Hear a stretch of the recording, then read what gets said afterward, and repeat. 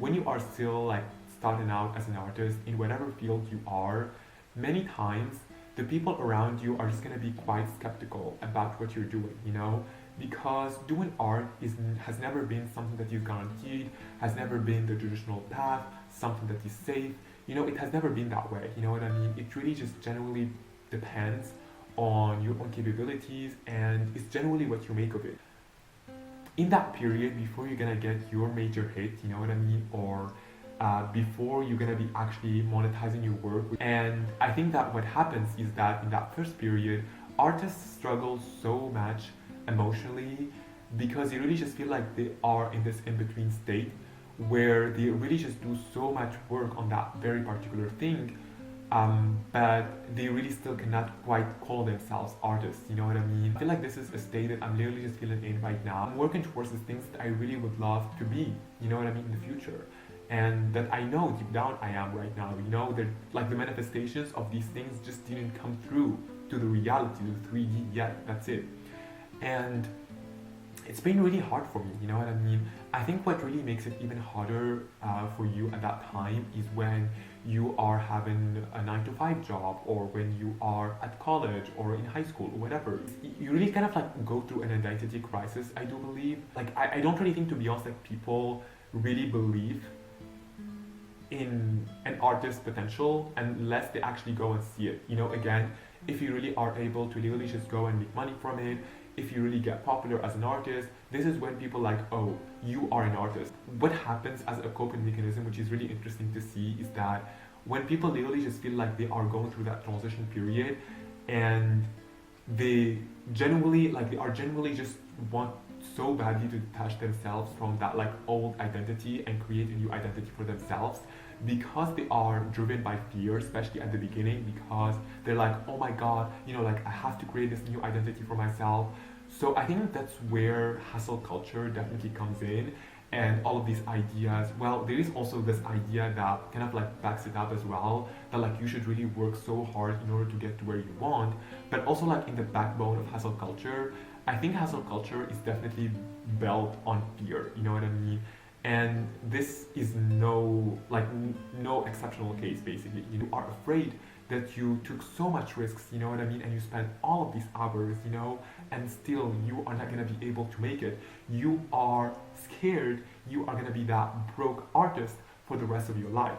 And so I think that this is like such a very simple mindset shift that can literally help you up so much. When you actually like go and calm your tits down and you'll be like, yes, I am that. When you actually Google up someone, like who is this someone, and they literally just give you their age, their biography, you know, what they've done in their career and everything. I think the best way to do this is this way.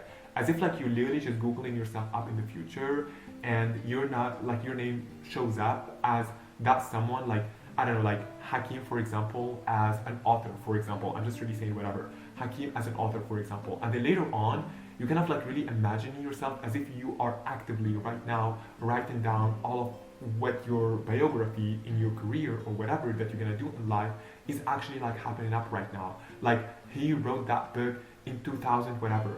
He literally just participates in that competition in that, you know what I mean? And you are actively doing that, you know?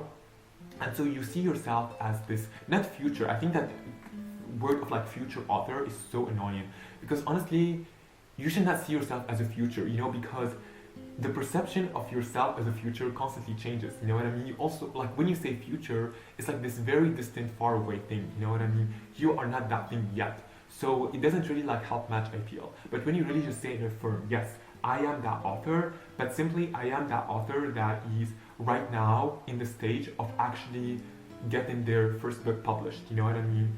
And but still I am an author, you know what I mean? I'm just in that stage, you know what I mean?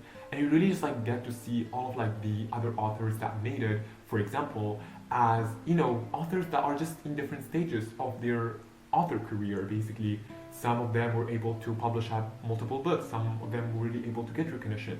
They're just authors, just like you know what I mean? Don't really see them as like far away people that are, oh my god, like they made it and they're gods, and oh my god, like whatever. They're just normal people.